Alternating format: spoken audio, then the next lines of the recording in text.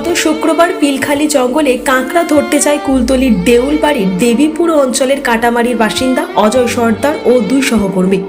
গতকাল জঙ্গল থেকে কাঁকড়া ধরে নৌকায় ওঠার মুহূর্তে বাঘমামা তার উপরে ঝাঁপিয়ে পড়ে সহকর্মীদের অসীম সাহসিকতায় অজয় সর্দারের দেহটি বাঘের মুখ থেকে ছাড়িয়ে নিয়ে গেলেও শেষ রক্ষা হয়নি।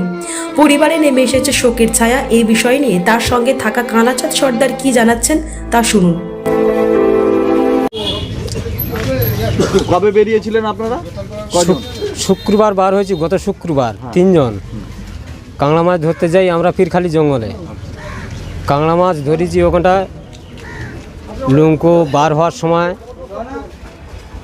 পেছনে অজয় সর্দার বসেছিল। হঠাৎ করে বাঘ এসেই তার উপরে আক্রমণ করে সঙ্গে সঙ্গে আমরা চেঁচামেচি করি, তারপরে বাড়ি করে তার ছাড়িয়ে আনি। বৃহস্পতিবার 4টের সময় এই ঘটনা ঘটেছে।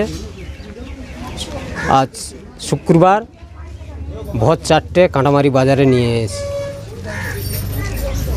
কতজন গিয়েছিলেন? 3 জন। যা নিয়েছে তার কি নাম? অজয় সর্দার। আপনার কি নাম? কালাচাঁদ সর্দার।